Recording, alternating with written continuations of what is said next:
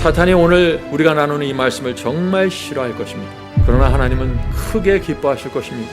성령께서 오늘 말씀을 통해서 지난 수십 년 동안 한국 기독교회와 세상에 있는 많은 교회들을 휩쓸고 있는 이 거짓 구원론의 정체를 정확하게 드러내서 하나님의 백성을 어둠 속에서 건져내 주시길 제가 간절히 바랍니다. 귀 있는 자들은 오늘 말씀을 통해서 빛을 보게 될 것입니다. 오늘 저는 복음에 대해서 나누려고 합니다. 성경의 복음은 하나님의 백성을 승리와 순종으로 인도합니다. 그것이 아주 분명한 특징입니다. 그런데 거짓 복음을 받아들이면은 이것이 안 됩니다. 거짓 복음을 받아들이면 똑같은 죄, 똑같은 문제가 무덤까지 계속됩니다. 그래서 멸망당하는 것입니다. 이해가 되십니까? 승리의 복음과 거짓 복음은 분명한 차이가 있습니다. 얼마 전에 한 여집사님과 제가 전화로 상담을 했습니다. 그런데 그 여집사님의 그 부부가 있는데 이 부부는 평상시에 아주 금실이 좋고 사이가 좋다고 합니다. 그런데 이상하게 성경의 그 구원론에 대한 얘기를 하면 두 분이 싸운다고 합니다. 그 여집사님은요, 주님의 말씀대로 살아야만 구원받고 주님께 죽도록 충성하라고 했는데 남편은 그게 아니라는 것입니다. 남편은 어떻게 사람이 말씀대로 살 수 있는가? 주님을 영접하고 거듭났으면 됐지 왜 자꾸 나에게 순종을 요구하냐 하면서 자꾸 화를 낸다고 합니다. 수년째 똑같은 싸움을 반복하고 있는 것입니다. 한 가정 안에서 말이죠. 그 부부는요, 서로 자기가 좋아하는 설교도 다릅니다. 부인이 어떤 설교 들으면 남편은 왜 그런 설교 듣냐 그러고, 남편이 그런 설교 들으면 여자는 또 왜 그런 쓸데없는 설교를 듣냐 그러고, 완전히 다른 것입니다. 그래서 결국 서로 다니는 교회도 달라지게 되었습니다. 참 슬픈 이야기죠. 그러나 이것이 오늘날 기독교의 형편입니다. 저는 오늘 사울왕 이야기를 하려고 합니다. 사울왕 이야기는 구원론을 말하는 데 있어서 굉장히 중요한 이야기입니다. 젊은 시절 사울은 놀라운 신앙, 아주 귀한 성품을 가졌습니다. 그러나 이스라엘의 왕으로 40년을 통치하면서 무너졌습니다. 멸망당했습니다. 그래서 많은 설교자들과 신학자들이 특별히 한 번 거듭나고 구원받으면 결코 구원을 잃어버릴 수 없다고 가르치는 분들이 이렇게 말하는 것입니다. 사울 왕이 하나님께 버림받고 멸망당했다는 사실은 그가 거듭나지 않았다는 사실을 증거합니다. 왜냐하면 하나님을 영접하고 거듭나면 구원을 잃어버릴 수 없기 때문입니다. 하나님을 믿는 사람은 아무리 타락할지라도 결국에는 하나님께서 불러주시고 구원해 주십니다. 오늘날 이렇게 믿는 분들이 교회를 가득 채우고 있는 것입니다. 제가 그런 분들에게 오늘 도전적인 질문을 좀 드리고 싶습니다. 만일 사울왕이 거듭났다면 어떻게 하겠습니까? 만일 사울왕이 거듭나고 새 마음을 받은 것이 성경에서 사실이고 증명된다면 어떻게 하겠습니까? 그가 젊은 시절 깊은 영적 경험과 거듭남을 경험했음에도 불구하고 그가 결국 멸망당했다는 사실이 성경에서 확인된다면 어떻게 하시겠습니까? 여러분이 믿는 그 구원을 포기하시겠습니까? 제가 이 질문을, 이 도전을 하고 싶은 것입니다. 귀 있는 자들은 오늘 말씀을 통해서 빛을 보게 될 것입니다. 사무엘상 9장 2절입니다. 기스가 아들이 있으니 그 이름은 사울이요 준수한 소년이라. 이스라엘 자손 중에 그보다 더 준수한 자가 없고 키는 모든 백성보다 어깨 위는 더하더라. 한마디로 이 사울의 겉모습은 키가 크고 아주 멋진 남자였습니다. 오늘 현대 여인들이 아주 이상형으로 바라는 그런 외모를 갖고 있었던 것 같습니다. 자, 그렇다면 이 사울의 속사람은 어떠했을까요? 하나님께서 사울을 왕으로 선택했을 때 사울의 성품과 마음 어땠을까요? 정말 겸손했습니다. 사무엘상 9장 21절입니다. 사무엘상 9장 21절. 사울이 대답하여 가로되 나는 이스라엘 지파의 가장 작은 지파 베냐민 사람이 아니오며 나의 가족은 베냐민 지파 모든 가족 중에 가장 미약하지 아니하니까 당신이 어찌하여 내게 이같이 말씀하시니까. 무슨 뜻입니까? 사울이 이렇게 말하는 것입니다. 하나님 왜 저 같은 사람을 이스라엘의 왕으로 선택하십니까? 저는 제가 속한 이 베냐민 지파는 가장 작은 지파이고 베냐민 지파에서도 저희 집안은 가장 미약하지 않습니까? 하나님, 저는 왕이 될 자격이 없습니다. 놀라운 겸손입니다. 한 국가의 왕이 되라고 지금 하나님께서 부르시는데 거절하는 겸손입니다. 오늘날 정치인들이 왕이 되고자 다투는 그 모습하고는 너무나 차이가 있는 것이죠. 성도 여러분, 오늘날 교회 안에 이 사울과 같은 겸손을 가진 사람이 얼마나 있을까요? 성경은 그래서 사울에 대해서 거듭났다, 새 마음을 받았다고 말하고 있는 것입니다. 그것이 성경에 있습니다. 사무엘상 10장 1절, 6절, 9절입니다. 사무엘이 기름병을 취하여 사울의 머리에 붓고 입 맞추어 가로되 여호와께서 내게 기름을 부으사 그 기업의 지도자를 삼지 아니하셨느냐? 지금 하나님의 명령을 받고 사무엘 선지자가 사울에게 기름을 붓고 이스라엘의 왕으로 지금 삼는 것입니다.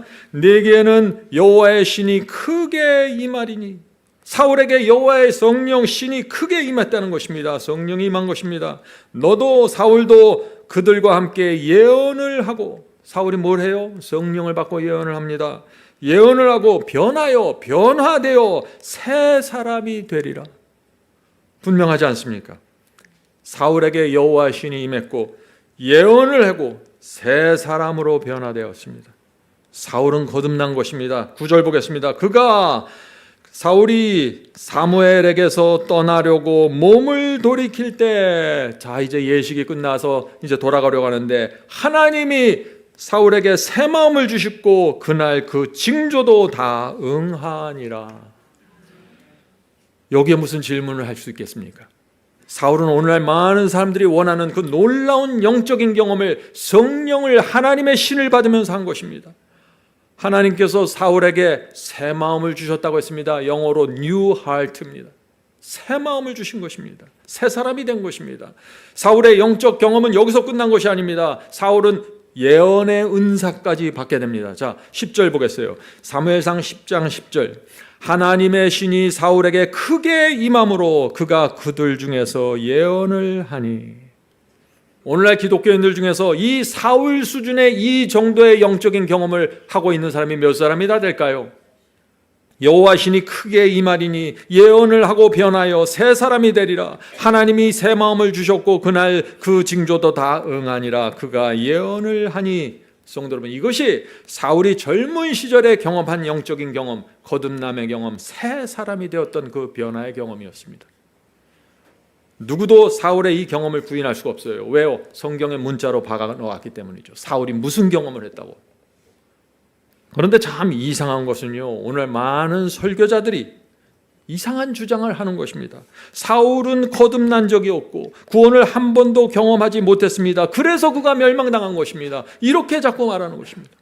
사울이 한 번이라도 거듭나고 구원을 경험했다면 그는 결코 멸망당할 수 없었습니다.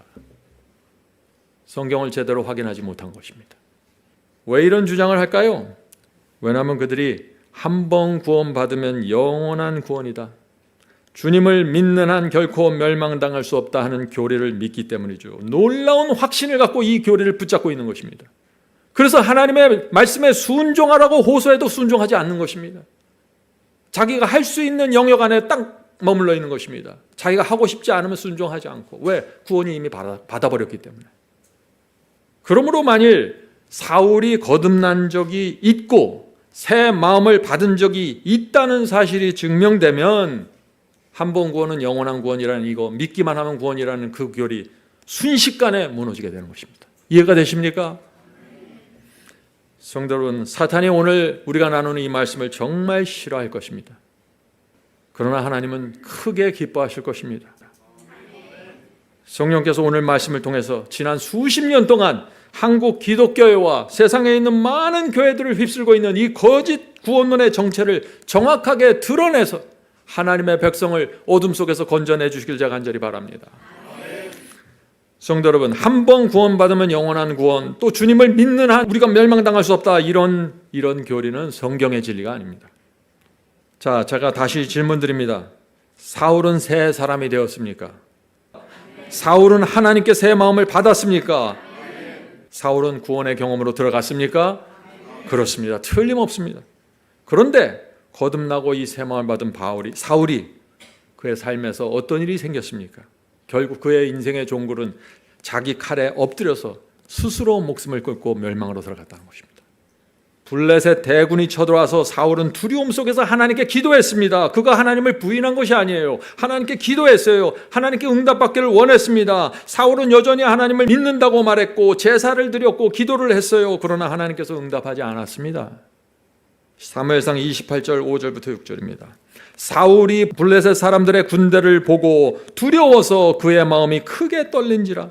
사울이 여호와께 묻자오되 여호와께서 꿈으로도 우림으로도 선지라도 그에게 대답하지 아니하시므로. 똑같은 하나님이에요. 젊은 시절 사울을 대했던 그 하나님이 지금 사울을 이렇게 대하는 것입니다. 한때 놀라운 영적 경험을 했던 사울, 이제는 기도해도 하나님께서 응답하지 않는 사람이 되었다는 것입니다. 성도 여러분, 이 사울의 이야기는 우리에게 크게 외치고 있는 것입니다. 한때 한 국가의 왕의 직분을 거절했던 그 겸손한 성품을 가진 사울, 새 마음을 받고 거듭났던 사울, 그가 하나님의 뜻을 외면하고 다윗에 대한 질투를 놓지 않고 불순종의 길을 계속해서 걸어가면서 결국 멸망당했다는 것입니다. 이것이 성경의 진리입니다. 자, 우리가 오늘 제가 말씀드리려고 하는 중요한 질문으로 들어가겠습니다. 이것이 오늘 설교의 제 주제입니다. 질문드리죠. 새 사람이 되었다는 말이 무슨 뜻입니까? 사울이 여호와의 신을 받고 새 사람이 되었다는데 이 새 마음을 받고 새 사람이 된다는 것이 어떤 경험인가요? 하는 질문입니다. 성경 전체에서 반드시 우리가 이해하고 깨닫고 경험해야 될 그 질문입니다. 새 사람에 대한 영감적인 설명이 있습니다. 저는 이 설명을 참 좋아합니다. 성경 주석 사무엘상 10장 6절에 대한 주석입니다. 새 사람이 되리라, 이 말씀에 대한 주석이죠. 사람의 인생에도 환경의 변화나 어떤 하늘의 선물이 그들을 이전의 속박에서 자유롭게 하는 때가 오는데, 자, 새 사람이 되는 과정에서 세 가지가 이루어지는 것입니다. 첫 번째는 하나님의 섭리로 갑자기 환경이 바뀐다고 했습니다. 갑자기 환경이 바뀌는데 이 하나님께서 환경을 바꿔주시는 이유가 있겠죠. 하나님께서 오래전부터 그 영혼을 인도해 오신 것입니다. 말씀과 성령으로 인도해 오신 것입니다. 그러다가 하나님께서 타이밍을 보시고 이때다 하면서 환경을 바꿔주기 시작하는 것입니다. 두 번째, 그렇게 환경을 바꿔주면서 이 사람이 하늘의 선물을 받습니다. 자, 이 하늘의 선물이 뭔가 어떻게 받는가 설명드립니다. 세 번째, 이 하늘의 선물을 받으면 이전에 나를 짓누르고 있던 속박에서 벗어나는 것입니다. 새 사람이 된 것입니다. 이것이 과정입니다. 성도 여러분, 우리가 아무 생각 없이 우연히 살아오는 것 같지만 하나님께서 우리의 인생 속에서 날 때부터 우리의 마음을 두드리시고 빛을 주시면서 인도해 가시는 것입니다. 그렇게 하다가 환경이 바뀌는 일이 생긴다. 어떻게 해요? 고난이 옵니다. 병에 걸립니다. 빚쟁이가 쫓아다닙니다. 이혼을 하게 되고 자녀들이 참 나에게 등을 돌립니다. 하나님의 섭리로 환경이 바뀌는 것입니다. 어떤 사람들은 우연히 유튜브에서 바이블 칼리지를 만나게 됩니다. 환경이 바뀌는 것입니다. 놀라운 것은 그때 많은 사람들이 하늘의 선물을 받는다는 것입니다. 하늘의 선물이 무엇일까요? 그것은 마음입니다. 심령이 가난해지면서 외로워서 말씀을 찾게 되는 것입니다. 영적인 설교를 듣고 싶어 하게 됩니다. 그 전에 듣던 말씀으로는 충족하지 않는 갈급함이 생기는 것입니다. 그래서 사람들이 하나님의 섭리를 통해서 마지막 사명을 만나고 바이블 카리지를 공부하는 분들을 저는 많이 보게 되는 것입니다. 하늘의 역사가 이루어진 것입니다. 완악하고 교만했던 마음이 가난해지면서 드디어 주님을 향해서 온 힘을 다해 손을 뻗게 되는 것입니다. 이것이 목마른 영혼에게 이루어지는 하늘의 선물이라는 것입니다. 그 선물을 받으면 속박에서 벗어난다는 것이죠. 근심에서 벗어나고 돈과 세상의 속박에서 벗어나고 자유와 평강을 누리게 된다. 새 사람이 되는 경험입니다. 이것이 여러분들은 이 경험이 무엇인지 아실 것입니다. 자, 계속해서 읽어보죠. 이때는 이제 자유로 속박에서 벗어나는 이때는 방금 전까지도 눈에 보이는 증거가 전혀 없다가 갑자기 나방이 꼬치에서 나오고, 그 전에는 며칠 전까지만 해서도 뿌옇게 보였는데, 말씀이 뿌옇게 보이고 성령의 역사가 뿌였는데, 갑자기 어떤 터닝 포인트, 전환점이 생기면서 갈급한 심령이 생기면서 놀라운 일이 생긴다.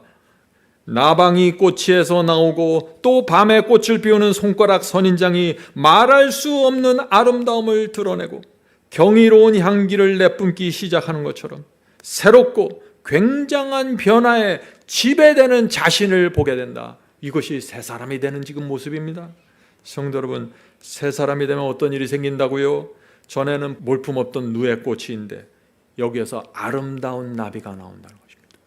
전에는 이런 생각 해본 적도 없고 이런 인품과 성격도 아니었는데 내 속에서 아름다운 나비가 나오면서 고상하고 고결하고 순수한 것을 사모하기 시작한다는 것입니다. 전에는 가시가 많은 못생긴 선인장 같은 나였는데 말할 수 없는 향기가 극히 나오게 되는 것입니다. 새 사람이 되는 것입니다. 성도 여러분, 새 사람이 되면 전혀 다른 모습이 나오는 것입니다. 하늘의 역사가 일어난 것입니다. 변화가 생기는 것입니다. 저 역시 젊었을 때 이 경험을 하게 되었습니다. 제가 한국에서 살다가 미국의 조그마한 시골로 이사 갔습니다. 환경이 크게 바뀌었습니다. 인생에 대한 근심 걱정이 주눌렀습니다. 제가 늘 얘기하죠. 아무것도 몰랐습니다. 영어도 못하고 직장도 없고 외로웠습니다. 앞으로 내가 어떻게 살아야 될지 참으로 두려웠습니다. 그래서 하늘을 쳐다보게 되었습니다. 그때까지 한 번도 보지 않았던 하늘을 본 것입니다. 제 가난한 심령에 하늘의 선물이 임하게 되었습니다. 하나님의 말씀에 깊은 관심을 갖게 되었습니다. 말씀을 붙잡고 살아야 된다는 절박감을 갖게 되었습니다. 근심의 속박, 두려움의 속박에서 풀려나기 시작했습니다. 이 세상이 어둡고 침울했는데 갑자기 이 세상이 아름답게 보이는 것이에요. 그 시골에서 살면서 맨날 근심하고 걱정해서 아무것도 보이지 않았는데 이제 꽃이 보이고 나비가 보이고 저 잔디밭이 보이기 시작한 것입니다. 아, 내가 살던 곳이 이렇게 아름다운 곳이었구나. 진리를 붙잡게 되었습니다. 이것이 새 사람이 되는 것입니다. 물론 저는 여전히 경제적으로 어려웠고 답이 없었지만 인생을 보는 각도가 달라진 것입니다. 주님의 인도하심을 믿게 되었습니다. 성도 여러분, 새 사람이 되는 것입니다. 자, 계속해서 주석을 읽겠습니다. 그러한 변화들은 하나님의 영이 사람에게 새로운 가능성에 대한 비전을 주고, 자, 이런 변화가 생기면 이 새로운 가능성에 대한 비전이 생긴다는 것입니다. 여러분들 오늘 말씀을 잘 들으면서 내가 놓치고 있는 몇 번 포인트들을 잘 잡고 그것을 달라고 기도하셔야 된다는 것이죠. 하나님의 영이 사람에게 새로운 가능성에 대한 비전을 주고 그들의 영혼이 하나님께서 주시는 책임을 기꺼이 받아들이며 거룩한 기쁨과 즐거움으로 반응할 때 생겨난다. 질문 드립니다. 새 사람이 된 사람에게 지금 어떤 변화가 생긴다고 했습니까? 첫째, 인생에 대한 새로운 비전을 갖게 된다고 했습니다. 인생을 바라보는 눈이 다르는 것입니다. 내가 돈을 버는 이유, 내가 공부하는 이유, 내가 살아가는 이유와 목적이 달라지는 것입니다. 새로운 비전이 필요합니다. 성도 여러분, 제가 한번 묻겠습니다. 여러분들이 잔잔한 문제, 잔잔한 시험에 자꾸 넘어집니까? 비전이 없는 것입니다. 비전을 가지세요. 밤늦게까지, 새벽까지 그것을 위해서 도전하고 그것을 붙잡고 가는 어떤 비전이 필요한 것입니다. 큰 비전뿐만 아니라 작은 비전도 상관없습니다. 이 교회를 충실하게 섬기겠다는 비전을 가져도 훌륭한 비전입니다. 내 가족을 위해서, 내 이웃을 위해서, 내 이 승리의 복음을 내가 세우고 보존하고 이것을 붙잡고 가겠다는 구체적인 계획을 세우면서 비전을 세우세요. 작은 시험들에 안 무너집니다. 밤늦게까지 그것을 고민하고 생각하고 기도해 보세요. 작은 시험에 무너지지 않습니다. 두 번째, 새 사람이 되면 하나님께서 주시는 책임을 기꺼이 받아들이게 됩니다. 전에는 하나님의 말씀과 계명이 무겁고 힘들게 느껴졌는데 이제는 무겁지 않고 순종하게 되는 것입니다. 하나님께서 이렇게 해라 저렇게 하라 하면서 의무와 책임을 주시면 그것이 무겁지 않는 것입니다. 당연하죠. 하나님, 제가 이걸 받겠습니다. 요한일서 5장 3절입니다. 하나님을 사랑하는 것은 이것이니 우리가 그의 계명들을 지키는 것이라. 그의 계명들은 무거운 것이 아니로다. 새 사람이 된 분명한 증거, 하나님을 사랑한다는 분명한 증거, 하나님의 계명을 무겁지 않게 받아들이고 지키는 것입니다. 세 번째, 좁은 길을 거룩한 기쁨과 즐거움으로 가게 됩니다. 좁은 길을 할 수 없이 꾸역꾸역 가는 것이 아니라 큰 특권과 감사함으로 즐거움으로 가게 된다는 것입니다. 이것이 새 사람이 된 증거라는 것이죠. 성도 여러분, 오늘 우리가 나누는 이 증거와 말씀들을 여러분의 생에 꼭 붙잡고 확인하면서 날마다 확인하면서 가게 되길 제가 간절히 바랍니다. 자, 계속해서 주석의 말씀 읽겠습니다. 사고방식과 습관과 생활의 변화가 생길 때 실제적인 변화가 분명하게 나타난다. 실제적인 변화를 원하세요? 여러분이 생각하는 방식이 달라져야 됩니다. 습관이 달라져야 돼요. 생활이 변화가 돼야 됩니다. 이것이 새 사람으로 계속해서 전진하는 방법입니다. 옛 것은 지나가고 모든 것이 새롭게 된다. 성도 여러분, 반드시 옛 것은 지나가야 됩니다. 새 사람이 됐다고 거듭났다고 말하면서 옛 것을 다 붙잡고 있어요. 과거에 배운 것들 다 지워버리십시오. 여러분들은 이제 여자의 남은 자손으로 살 사람들입니다. 과거에 여러분들이 마음속에 있었던 신앙은 이렇게 하는 거야, 교회 생활은 이렇게 하는 거야, 싹 지워버리세요. 하나님께서 여러분을 여자의 남은 자손으로 부르고 있다는 사실을 잊으면 안 되는 것입니다. 자, 계속해서 읽겠습니다. 옛 것은 지나가고 모든 것이 새롭게 된다. 그러나 기억해야 할 것은 이런 변화는 그렇게 결정된 선택을 매일 재확인할 때만 영구적으로 지속된다는 것이다.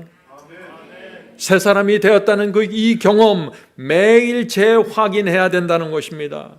아침에 주 앞에 나가서 말씀으로 예배드리고 기도하면서 이 새 사람이 될 때 여러분이 처음 받았던 그 첫사랑과 여러분이 말씀을 받았던 그 확신을 매일 확인하셔야 된다는 것입니다. 사울이 여기서 무너졌다는 것입니다.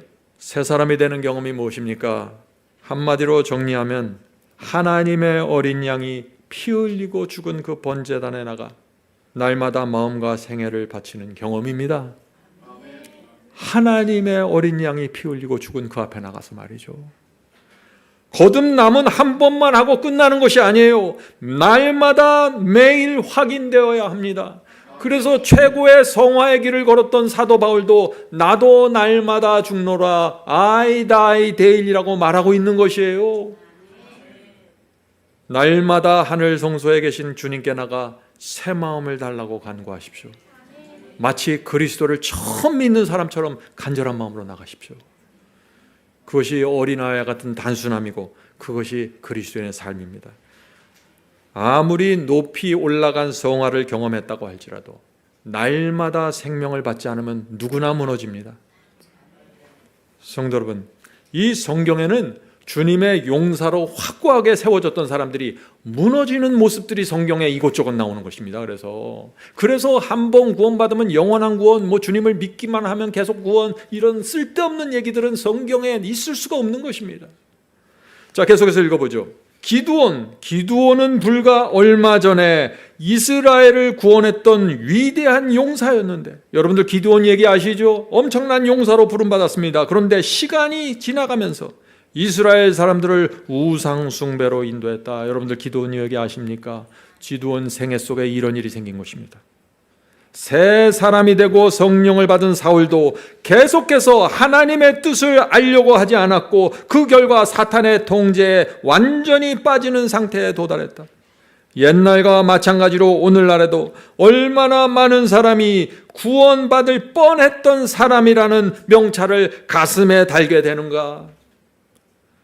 수많은 사람들 가슴에 어떤 명찰이 달린다고요?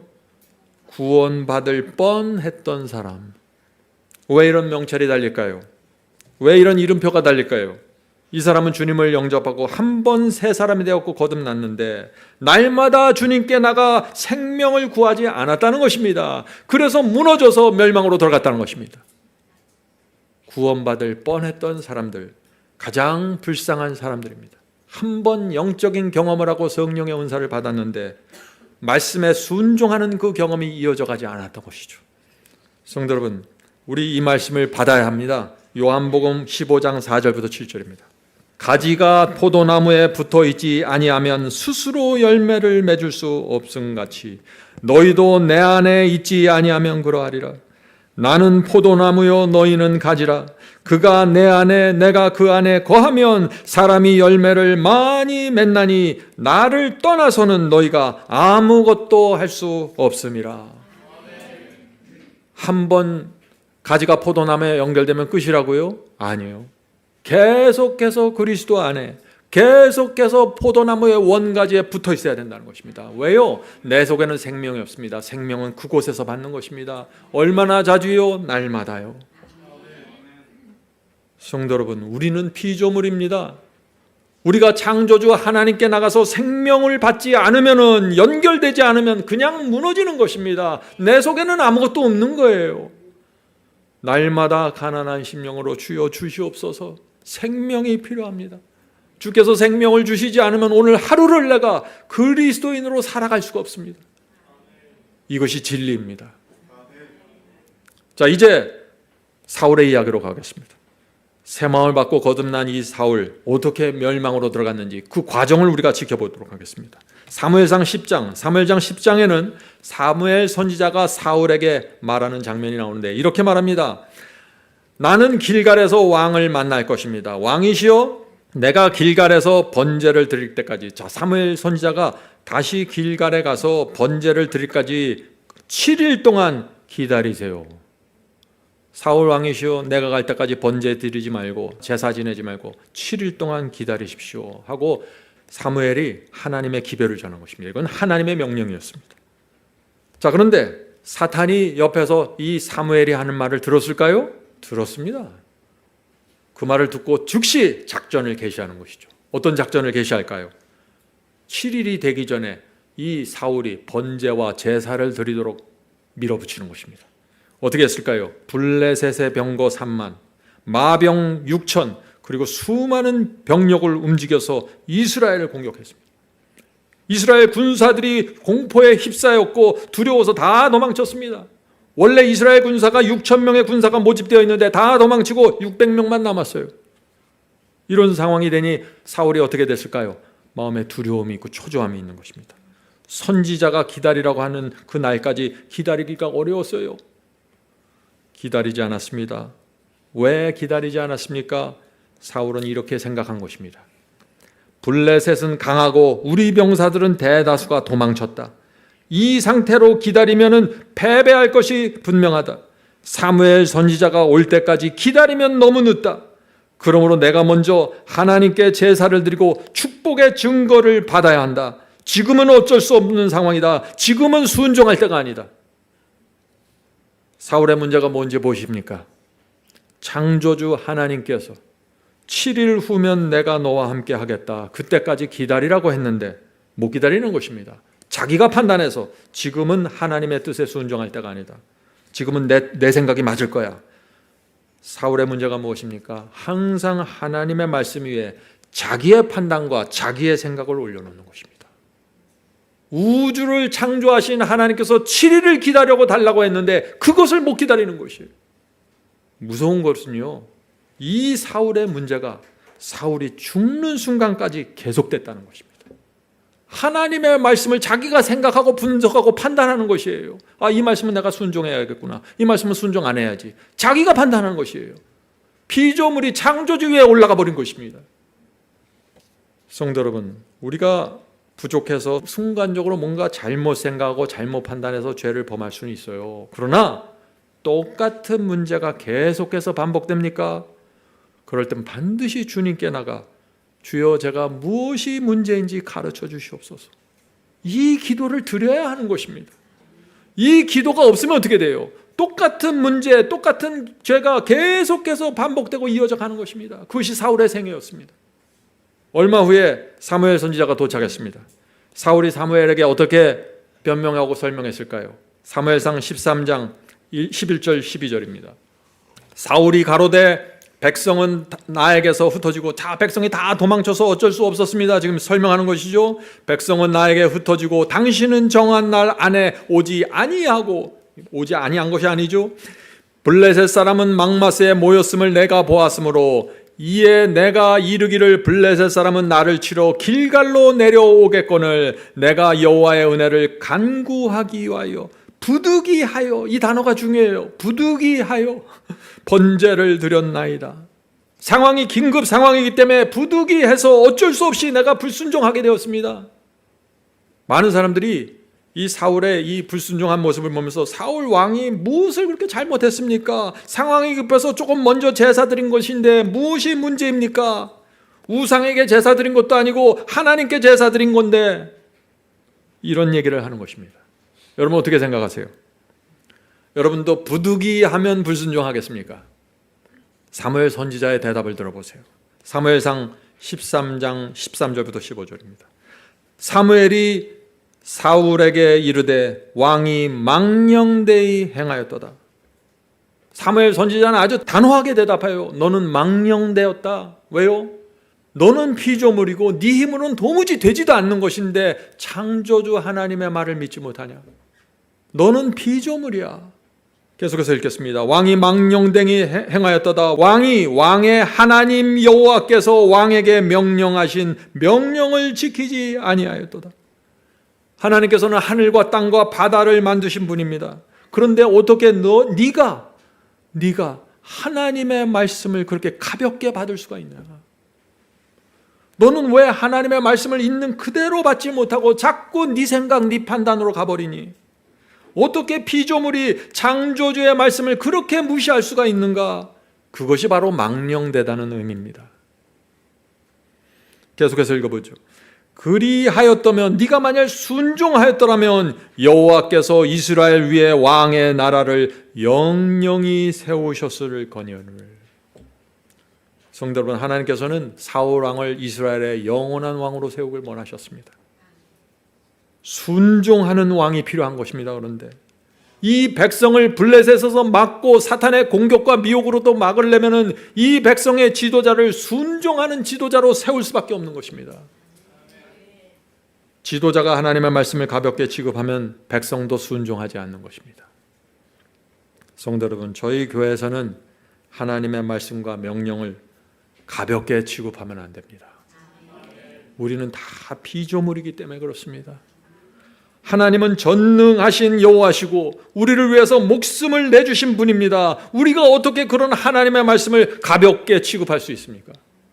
말씀 그대로 가세요. 그것이 승리의 복음이고 그것이 지혜입니다.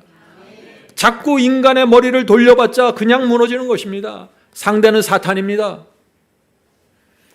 자, 계속해서 읽겠습니다. 지금은 왕의 나라가 길지 못할 것이라 여호와께서 왕에게 명하신 바를 왕이 지키지 아니하였으므로 여호와께서 그 마음에 맞는 사람을 구하여 그 백성의 지도자를 삼으셨느니라. 하나님께서 이스라엘 왕을 바꾸겠다고 선언하셨습니다. 왕을 바꾸는 이유가 무엇입니까? 순종하지 않는 자는 하나님의 마음과 맞지 않다는 것입니다. 성도 여러분, 지금 하나님께서 이 이스라엘 백성 속에 진리와 신앙을 보존하기 위해서 지도자를 선택하는 것입니다. 그런데 이 지도자가 하나님의 말씀과 지혜를 따라가지 않고 자꾸 자기 생각과 자기 계획을 세우면서 부득이해서 어쩔 수 없이 이번에는 이렇게 하겠습니다, 이번에는 이렇게 하겠습니다 하고 자꾸 자기 계획을 꺼내놓는 거예요. 하나님께서 뭘 하실 수 있겠어요? 이 백성을 위해서 왕을 바꾸겠다고 하는 것입니다. 성도 여러분, 하나님께서 중요시 여기는 것은 순종입니다. 여러분의 달란트도 아니고 여러분의 능력도 아니고 내가 시키면은 시키는 대로 해. 내가 여호와 하나님이야. 너희가 정말 내 지혜와 내 능력과 내 힘과 내 사랑을 믿는다면 부디 내가 시키는 대로 따라와다오. 이것이 복음입니다. 성도 여러분, 하나님의 말씀에 순종하지 않으면 하나님께서 사람을 하늘까지 인도하실 수가 없어요. 사탄으로부터 보호가 안 되는 것입니다. 자, 질문 드리죠. 오늘 많은 사람들이 하나님의 말씀을 그대로 따라가는 것을 힘들어합니다. 왜 그럴까요? 하나님을 믿지 못하기 때문이죠. 하나님을 믿으면 따라갑니다. 그렇죠? 하나님을 절대적으로 믿는데 왜 안 따라가겠어요? 나보다 하나님이 똑똑하십니다, 나보다 하나님이 절대적으로 우세하십니다 하면 따라가는 거예요. 그래서 제가 항상 얘기하는 거예요. 우리는 피조물이고 하나님은 창조주라는 것을 잊는 순간 신앙은 무너져 버립니다. 피조물이 하나님과 대등한 위치로 올라가서 하나님의 말씀을 판단하고 재단하고 이것은 순종하고 이것은 무시하고 이것은 건너뛰겠다, 이렇게 생각하는 것이 참남이고 사탄의 정신입니다.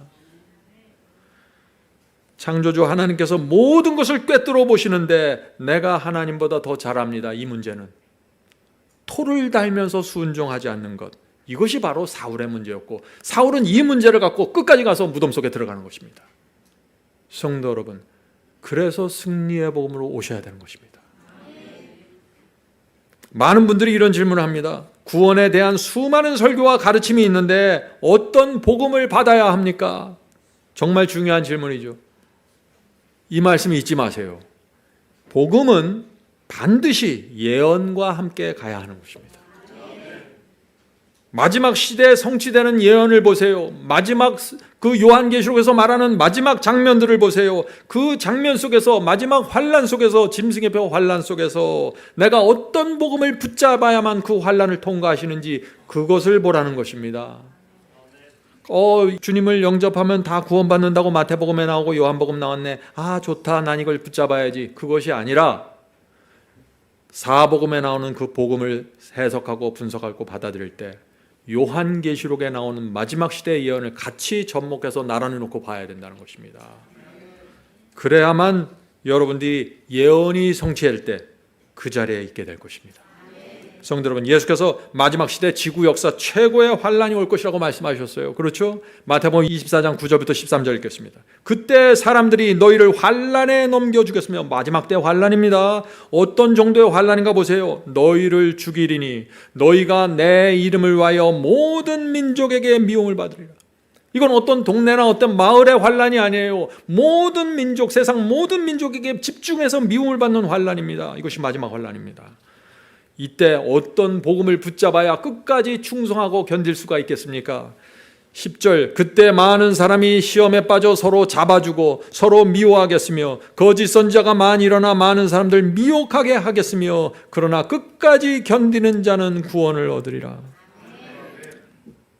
저와 여러분이 어떤 복음을 붙잡고 믿어야만 지금 예수께서 말씀하신 이 마지막 환란을 견고하게 굳건하게 서서 통과할 수 있을까요? 이 관점에서 바라보면 답은 하나밖에 없다는 것입니다. 저와 여러분이 지금까지 붙잡고 왔던 승리의 복음입니다. 그래서 복음과 예언은 반드시 함께 가야 한다. 이 말을 여러분 가슴에 새겨야 된다고 제가 말씀드리는 것입니다. 성도 여러분, 어떤 상황에서도 하나님의 말씀을 신뢰하고 따라가도록 그 능력과 힘을 주는 복음을 붙잡으십시오. 그런 성도들에게 늦은 비 성령이 내려오게 될 것입니다. 다시 사울의 이야기로 갑니다. 놀라운 사실은요, 사울도 처음에는 왕의 자리를 사양할 정도로 겸손했다는 것입니다. 자기를 멸시한 사람에게 자비를 베풀었습니다. 백성들로부터 높임을 받았어요. 영광을 하나님께 돌렸던 사람입니다. 사울도 한때는 그랬어요. 그러나 무엇이 부족했습니까? 하나님의 말씀을 그대로 순종하는 신앙이 없었던 것입니다. 늘 자기 생각을 섞어서 순종했습니다. 부분적인 순종이에요. 거기서 사울이 무너져간 것입니다. 하나님은 완전하신 분입니다. 그 완전한 하나님의 말씀에 내가 무엇을 떼고 붙일 때 거기서 문제가 시작되는 것입니다. 사무엘상 15장에서 하나님께서 다시 사울에게 또 지시를 주십니다. 계속해서 기회를 주십니다. 하나님께서 말씀을 우리에게 주실 때 그것은 기회입니다. 우리의 신앙과 믿음을 성장시킬 수 있는 기회입니다. 사무엘상 15장 1절부터 3절. 사무엘이 사울에게 이르되 이제 왕은 여호와의 말씀을 들으소서. 만군의 여호와께서 이같이 말씀하시기를 지금 가서 아말렉을 쳐서 그들의 모든 소유를 남기지 말고 진멸하되 남녀와 소아와 젖먹는 아이와 우양과 낙타와 나귀를 죽이라 하셨나이다. 엄청난 말씀이죠. 하나님께서 그러나 당신의 뜻을 분명히 밝히셨습니까? 그렇습니다. 아말렉에 속한 모든 것을 진멸하라고 하셨습니다. 아말렉을 진멸하라는 이 하나님의 말씀은 사울에게 처음 온 것이 아니죠. 이미 400년 전 신명기에서 하나님께서 주셨던 명령이에요. 하나님께서 계속해서 기회를 주시고 영광을 보여주셨습니다. 이 아말렉 족속들에게 수백 년 동안 아말렉은 하나님의 백성과 예배를 멸절시키려고 계속해서 공격했던 것입니다. 아말렉 족속은 사탄이 움직이는 부족이었어요. 이스라엘은 하나님께서 움직이셨지만 사탄은 아말렉을 통해서 이 예배와 신앙과 진리를 멸절시키고 단 하나도 남기지 않으려고 공격한 것입니다. 그래서 하나님께서 이 명령을 하셨는데 사울이 또 어떻게 합니까? 자기 생각으로 또 판단하는 것입니다. 하나님의 저 명령은 내가 좀 수정해드려야겠구나. 이번에도 부분적으로만 또 순종하는 것입니다. 똑같은 문제가 또다시 반복된 것입니다. 사무엘상 15장 9절입니다. 사울과 백성이 아각은 이 아말렉 족속의 부족장이죠. 아각과 그의 양과 소의 가장 좋은 것 또는 기름질 것과 어린 양과 모든 것을 남기고 아말렉 족속의 족장도 남겨놨어요. 그리고 좋은 물건들 다 남겨놨습니다. 진멸하기를 즐겨하지 아니하고 가치 없고 하찮은 것은 진멸하니라. 좋은 것은 다 남겼는데 시원찮은 것은 진멸했다 하는 것이죠. 왜 그렇게 했을까요? 내 생각이 하나님의 생각보다 옳다고 판단한 것입니다. 자기 생각은 무엇인가요? 양과 소는 비싼 물건인데 그거 다 버리면 낭비 아닌가? 올바른 생각이 아니지. 내가 하나님의 생각을 수정해드려야지. 성도 여러분, 사울이 계속해서 똑같은 죄에 빠져드는 이 모습을 보셔야 됩니다. 다른 죄가 아니에요. 한 가지 문제가 계속해서 다른 모습으로 반복되는데 그 근원은 바로 이거라는 것입니다. 성도 여러분 아십니까? 수많은 사람들에게 오늘날에도 똑같은 문제가 반복되고 있습니다.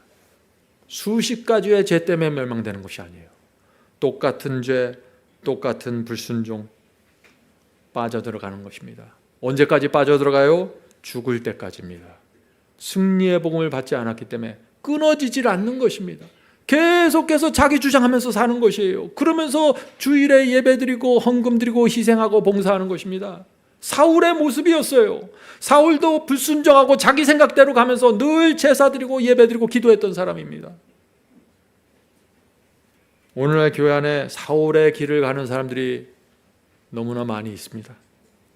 하나님께서 지시하셔도 내 머리로 이해되지 않으면 순종하지 못합니다 하는 이런 사람들 어떻게 돼요? 죽을 때까지 그 모습으로 신앙하다가 무덤에 들어가는 것입니다. 그래서 멸망당하는 것이에요. 우주를 창조하신 하나님, 말씀 한마디로 해와 달과 별을 만드신 하나님, 그 하나님께서 말씀하시는데 내가 동의하지 않겠습니다. 나는 이게 이해가 안 돼요. 나는 좀 부족하다고 생각합니다. 제가 태워드리겠습니다. 이런 생각과 마음들이 교회 안에 가득 차 있다는 것이에요. 그래서 말세가 노아의 때와 같다라고 되는 것입니다. 자, 질문드리죠. 죄를 범했으면 회개하고 돌이켜야 하는데 왜 사울은 죄를 고집하고 계속해서 멸망의 길을 가게 되었을까요? 자존심 때문도 있겠죠. 자기를 높이는 정신도 있었습니다.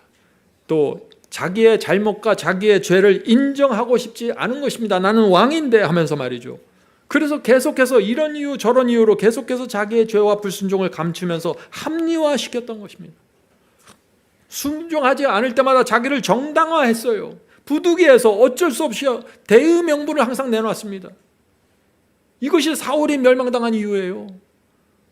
사울이 왕이 돼서 40년, 수십 년 동안 그렇게 살다가 무덤에 들어갔습니다. 정말 무서운 일이 아닙니까? 성도 여러분, 인생은 짧습니다. 긴 것이 아니에요. 우리에게 남아있는 이 시간 동안 정말 우리의 문제가 끊어지지 않고 있는 우리의 문제가 무엇인지 살펴보셔야 됩니다. 사무엘상 15장 14절입니다. 사무엘상 15장 14절. 사무엘이 이르되 그러면 내 귀에 들려오는 이 양의 소리가, 자 지금 다 진멸하라 그랬는데 사무엘이 갔는데 양소리 소소리 다 들리는 거예요. 그래서 물어보는 것입니다. 사무엘이 이르되 그러면 내 귀에 들려오는 이 양의 소리와 내게 들리는 소의 소리는 어찌 됨이니까 하니, 사울이 대답합니다. 사울이 이르되 그것은 무리가 아말렉 사람에게서 끌어온 것인데, 아니 자기가 해놓고 다 백성들한테 지금 넘겨버리죠. 이게 문제예요. 또 계속해서 포장하는 것입니다. 아말렉 사람에게서 끌어온 것인데 백성이 당신의 하나님 여호와께서 제사하려 하여 양들과 소들 중에서 가장 좋은 것을 남기며 그 이외의 것은 우리가 진멸하였나이다 하는지라. 불순종의 이유를 뭐라고 설명합니까? 하나님께 드리려고 남겨놓았습니다. 기가 막힌 포장 아니에요? 자기의 양심을 속일 수 있는 확실한 대답을 만들어내는 것입니다. 이 사람들은 불순종을 항상 아름답게 포장하는 것입니다. 사울의 주장이 뭐예요? 내가 불순종했는데 하나님을 위해서 불순종했습니다. 무엇이 문제입니까? 이렇게 대드는 거예요. 지금 불순종했지만 내 동기와 의도는 아름답다는 것입니다. 얼마나 기가 막힌가요? 사울의 문제가 무엇입니까? 죄를 범했는데 숨기고 핑계대고 포장돼서 자기를 속이고 사람들을 속여버리는 것입니다. 그러니까 빠져나오질 못하는 거예요. 그런데 놀라운 것은 뭐예요? 이 문제가 죽을 때까지 계속됐다는 것입니다. 제가 말씀드리죠. 하나의 죄, 하나의 문제가 지속된다고요. 이것이 사울이 우리에게 주는 경고입니다. 참 슬픈 일입니다.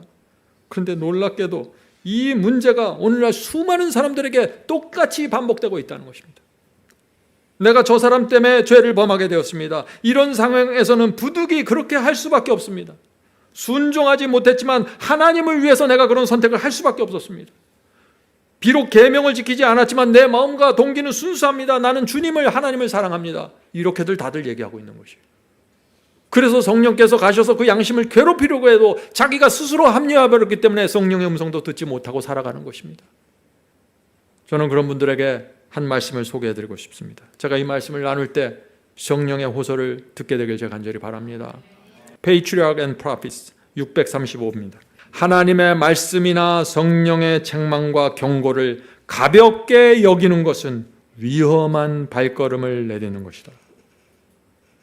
하나님의 말씀이 올 때, 성령의 책망과 경고와 호소가 들려올 때 조심해야 된다는 것입니다. 이걸 가볍게 처리하면 위험한 그 발걸음을 내딛는 것이다. 사울처럼 유혹에 굴복하여 마침내 죄악의 진정한 성격에 대해서 눈멀게 되는 자들이 많다. 그렇게 계속 살아가면 이 죄에 대해서 눈이 멀어버린다는 것입니다. 죄를 죄로 보질 못해요. 그들은 자신이 좋은 목적과 의도로 했기 때문에 하나님의 말씀에서 벗어나는 잘못을 범하지 않았다고 혼자 속으로 믿는다. 지금 주변에 있는 천사들과 성령과 하나님께서 그 사람을 다 들여다보고 있는데 혼자 머릿속에서 생각하면서 나는 이렇게 해서 나는 이렇게 불순종할 수밖에 없어. 내 의도와 목적은 순수해. 나는 주님을 사랑하니까. 이렇게 생각하면서 살아간다는 것이에요. 그것이 누구의 신앙이라고요? 사울의 신앙이었다는 것입니다. 그리하여 그들은 은혜의 성령을 멸시함으로 마침내 성령의 음성을 더 이상 듣지 못하게 되고 저희가 선택한 기만에 빠져버리게 된다. 성도 여러분, 제가 미국에서 오랫동안 시골 생활하다가 11년 전에 서울에 와서 많은 사람을 만나게 됐는데 제가 사람들과 만나고 대화하다가 깜짝 놀라는 것은 이분들이 성령께서 주시는 양심의 음성을 듣지 못하는구나. 성령께서 우리 양심 속에서 호소하시고 말씀하시면요 일일이 설명하지 않아도 다 알아서 움직이게 돼 있어요. 말씀이 돌아가고 성령께서 호소하시기 때문에 교회와 공동체와 모든 교제가 다 알아서 움직여 돌아가게 돼 있어요. 이것이 하나님께서 우주를 지배하시고 인도하시는 운영 법칙이에요. 그런데 많은 사람들이 말씀으로 그렇게 들어가고 성령께서 호소하시는데 안 바뀌어요. 양심의 음성을 듣지 못하는 것입니다. 깜짝 놀랐어요. 제가 그걸 보고. 야, 이럴 수도 있구나. 조심하십시오. 성령을 멸시하면 무너집니다. 성도 여러분, 우리가 주님을 따라갈 때 실수하고 넘어질 수 있습니다. 순간적으로 판단 잘못할 수도 있어요. 그러나 내가 잘못하고 내가 무너지고 내가 죄를 범했을 때 성령께서 분명히 알려주실 때 포장하지 마십시오. 불순종의 이유를 자꾸 만들어내지 마세요. 번제단 앞에 가서 그대로 엎드려서 죄를 고백하시고 사함을 받으시고 문제를 풀어야 되는 것입니다. 이렇게 하지 않으면 성령을 멸시하게 되는 것입니다. 그렇게 되면 회개할 수 없고 성령의 인도를 받을 수 없고 용서받을 수 없고 이것이 사울이 걸어간 길입니다. 사울이 걸어간 길이에요. 자, 사울이 이렇게 해서 계속해서 이 죄와 불순종에 대한 핑계를 대자 드디어 사무엘이 우리가 잘 아는 그 유명한 말씀을 남깁니다. 사무엘상 15장 22절입니다. 여호와께서 번제와 다른 제사를 그의 목소리를 청종하는 것을 좋아하심같이 좋아하시겠나이까? 여호와께서 좋아하는 게 뭐예요? 여호와께서 말씀하실 때 그 목소리 듣고자 귀를 여는 것, 이걸 가장 좋아한다는 거예요. 번제와 제사가 아니다. 여호와께서 말씀하실 때 귀를 쫑긋 열고 그 말씀이 뭔가 하고 듣는 것, 이것이 여호와께서 좋아하는 거야. 그렇게 말씀하시는 거예요. 계속해서 읽겠습니다. 순종이 제사보다 낫고 듣는 것이 수양의 기름보다 나으니.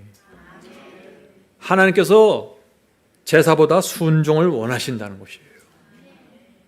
성도 여러분, 말씀에 순종하지 않으면서 열심히 제사 드리고 번제 드리고 헌금 내고 다 의미가 있습니까?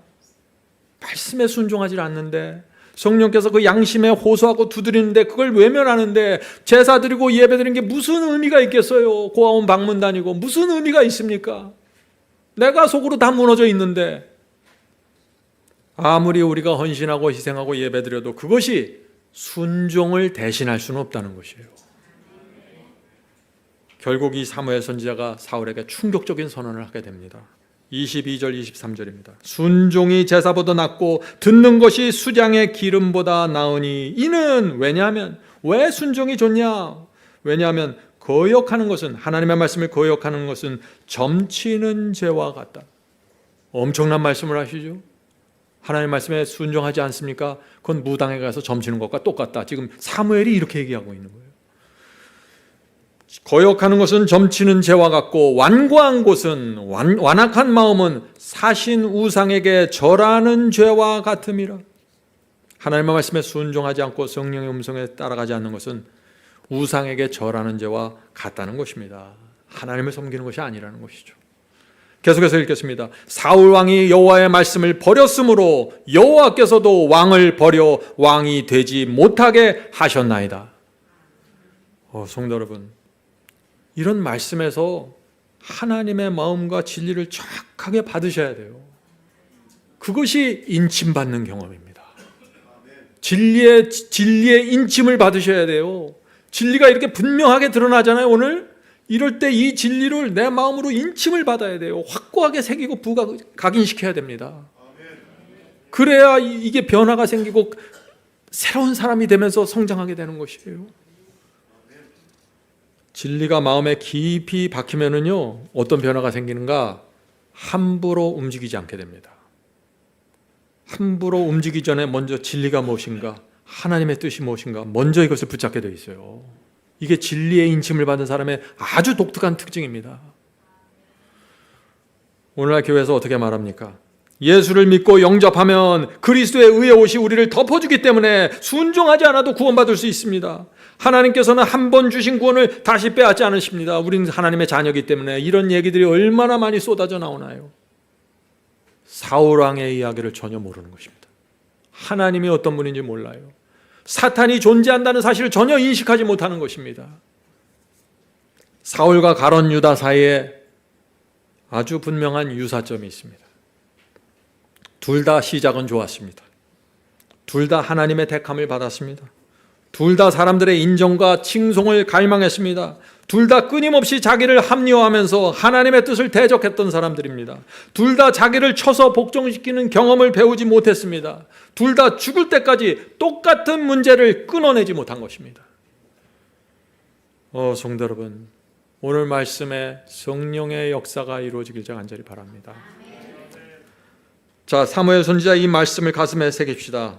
사무엘상 15장 23절. 거역하는 것은 점치는 죄와 같고 완고한 것은 사신 우상에게 절하는 죄와 같음이라. 자, 이제 질문 드리죠. 왜 하나님의 말씀에 거역하는 것이 무당에게 가서 점치는 것과 같다고 말씀하실까요? 사울은 계속해서 죄를 핑계하고 덮고 합리화하면서 똑같은 죄를 이어갔습니다. 어디까지 이어갔어요? 엔돌의 무당까지 간 것입니다. 거기서 다른 영에 사로잡힌 것입니다. 그래서 거역하는 것이 무당에 가서 점치는 것과 같다고 지금 말하고 있는 것이에요. 성도 여러분, 우리가 부족함과 내 잘못과 죄를 자꾸 핑계대고 합리화하면서 불순종과 죄를 고집하면은요, 어떤 문제가 생겨요? 점점 더 양심이 무감각해집니다. 점점 더 설교를 들어도 감동이 안 받아요. 성령께서 호소하셔도 계속 내가 포장해버리기 때문에 점점 더 이기적이 되고 점점 더 내 중심으로 가게 되는 것이에요. 어디까지 가게 된다고요? 엔돌의 여인에게까지. 사탄의 지배를 결국 받게 된다. 그 끝은 그렇다는 것입니다. 그것이 사울이 걸어간 길이라는 것이에요. 성도 여러분, 오늘날 그리스도인들의 문제가 무엇입니까? 그리스도인들의 문제가 무엇입니까? 겁이 없는 것입니다. 자기가 피조물인지를 모르는 것이에요. 하나님의 말씀 밖으로 나갔는데 아무런 두려움 없이 나가는 것입니다. 양심을 속이는데 두려움이 없습니다.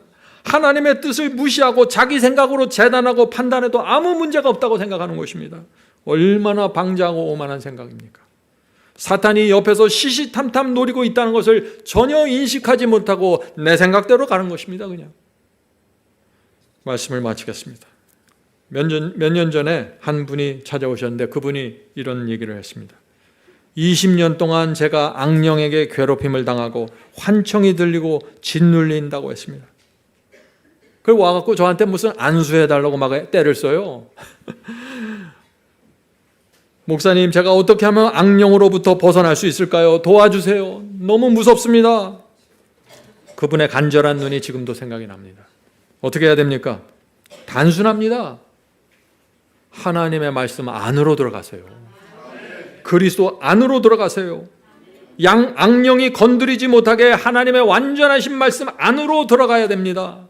요한일서 1장 1절에 말씀하셨죠. 말씀이 하나님이시니라. 말씀으로 들어가는 것이 완전한 보호를 받는 것입니다. 먹고 마시고 예배드리는 삶 전체가 진리의 말씀 안으로 들어가십시오. 말씀으로 인도하는 대로 한 걸음씩 따라가세요. 그렇게 하면 하나님의 완전한 보호하심이 함께 하십니다. 하나님의 완전한 보호하심이 뭐예요? 갑자기 떼돈 벌고 뭐가 된다는 거예요? 아니잖아요. 하늘 도성까지 안전하게 지켜주신다는 것입니다. 우리 모두 하나님의 완전하신 말씀 안으로 들어가게 되길 간절히 바랍니다.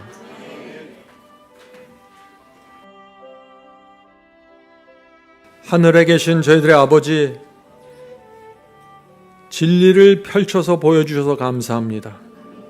사울의 문제가 무엇이었는지, 그것이 우리의 삶과 신앙에 어떤 연결점이 있는지 가르쳐 주셔서 감사합니다. 주여, 저희가 피조물의 위치에서 벗어나지 않도록 붙잡아 주시옵소서. 날마다 아침마다 저희가 하나님의 생명이 없으면 도무지 살 수 없는 피조물이라는 사실을 각인시켜 주시옵소서. 그러나 저희가 부족하지만 하나님의 생명과 연결되고 여호와 하나님과 연결될 때 감히 상상할 수도 없는 힘과 용기와 믿음으로 이 세상을 살아갈 수 있다는 희망을 주시옵소서. 하늘에 계신 아버지, 저희의 유일한 구원은 하나님과 연결되는 것입니다. 주여, 붙잡아 주시고 저희가 혹시 잘못했더라도, 넘어졌더라도 꼭 성령의 음성을 통해서 저희를 알려주시고 깨닫게 해 주시옵소서. 저희가 성령께 굴복한다는 그 말씀의 의미가 무엇인지 배울 수 있도록 해 주시옵소서.